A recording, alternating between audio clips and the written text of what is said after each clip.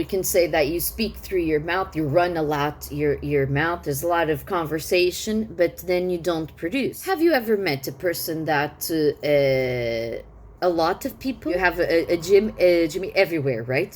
It's a cultural thing, I think. No, from your culture maybe in particular. If I think about this side here of the culture, I think, about sometimes some people in certain jobs, so associated with certain professions, there's a lot of conversation, but then nothing, a lot of, nothing. Or if I think about some people I know, I've met in my life, that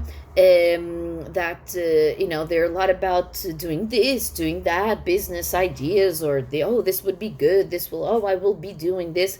But then I just see them in the cafe having a drink, a beer, or something like that, most of the times. And I really don't know, but what does this person exactly do?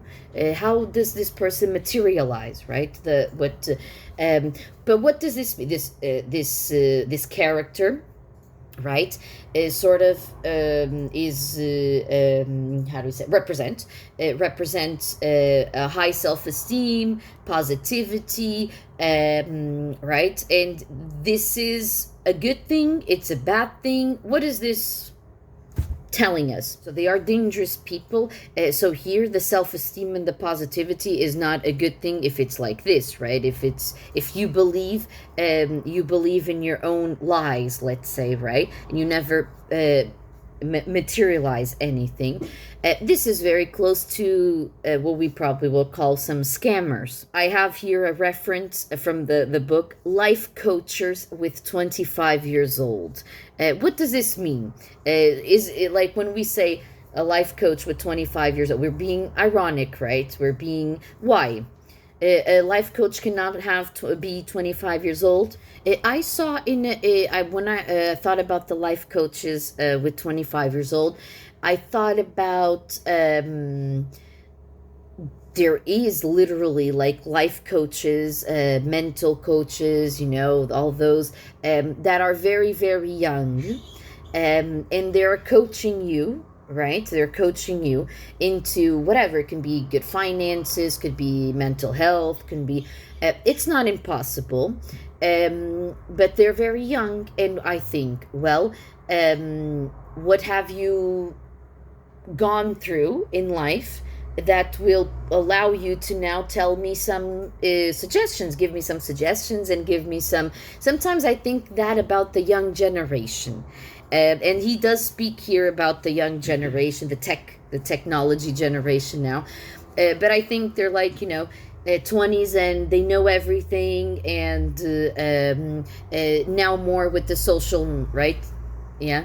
Now more with the social networks, media, and the online, because you can get any information, and then it's like, this is it, this is the truth, right? Not impossible, obviously. It depends. Like, our culture is not so it doesn't motivate a lot of young entrepreneurs here, right? So in Portugal, for example, you don't promote young entrepreneurship, right? To be like business so but in America, for example, you with 25, you probably already had like 10 companies, or or you've been a boss of a lot of people. It's more normal, because there's different purchasing power and opportunities. So that's what my reasoning is. It's not impossible for you to be 25 and give your expertise to everybody. All right, it's not impossible, but we have a lot now. And there's another thing I would like to ask you, because of here it's connected with the like education, and this because I think this is a topic that a lot of people speak about. And you will have a baby. So participation awards. We had a bit of a different generation in right now and before. So right now we have, I think, generations we're trying to push for them to have very good marks, very good evaluation. So they have, they're pressured to have very good evaluation. The evaluation is like on the minimum of 80%. Less than 80% is not so good. and in schools is sort of like that. So we eliminate anybody that has a 50% or 40% or 60%. That's not good anymore. So 80% above. It's this generation right now, and they suffer a lot with anxiety and pressure and those things. When they go to university, the evaluation doesn't match very well, right? But before that, we had the generation of participation certificates and awards, which means anything that you do is good, and it just matters to participate. So these are two big extremes, right? Do you agree with any of these? If all of us were so special, so what would make us special if all of us were so special? And I really do. I tell my students now that they I know this is a bit maybe controversial, not contradictory, but controversial. But you need to have students that are 50s and 60s, and not 80s and 90s and 100%. You will not be, how can you be like a 5 from like we call it? Like, how can you be an A in everything?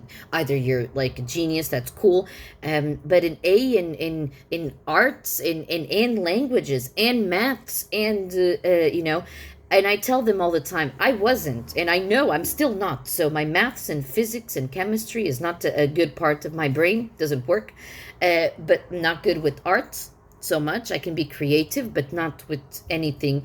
I'm good with languages and some other things probably, but that's important. And then we have this extreme that maybe the evaluation is very positive right now. So trying to positive, but also pressuring to always have very good marks, right? And we want to excel and be very good. But the problem is, if you have honors awards, then and if you have very good in everything, what happens with your defense mechanism in the future and in your tools? We are average, right? We are average, normal, nothing. I think I told one or two students over this past weeks. I said, yes, I am average. I was an average student. So you can be an average student in this area. Maybe in other areas you're better in this, and this is all very normal. We are very normal. We are very average. Let's say exceptional will be somebody exceptional. That's where the word comes from. Somebody more special in some art, in some area, in something exactly. So if we combine all, so if we start with the high self-esteem and the high confidence that is in the scammer, in the dangerous Jimmy there. So all word, but no nothing at the end. Then we go on to, it doesn't matter if you win or not, you tried, at least you tried. And then we go on to the extreme of, oh, I must be exceptional. But no, you're not. You're just average Joe, let's say. What are all these 3 points? What's the point of all of these 3 different scenarios in this chapter? It's just to sort of like to, what do you think that we think we absorb with these 3 different, or what you do in particular? Or, for example, yes, social media, very. Actually, now there's a word we can connect with CVs and work, like a real go-getter. Have you ever used this to describe yourself or in your work or CV? You're a real go-getter. What does this mean? A real go-getter. So this is like people transmitting that they were proactive, or they chase the things, right? And in the self-esteem and the positivity and the confidence is good and important. And not everybody needs to be a go-getter or proactive or this or that, right? Sometimes people are just get it, exactly. No, they just get it. Oh, the value of suffering is the next chapter.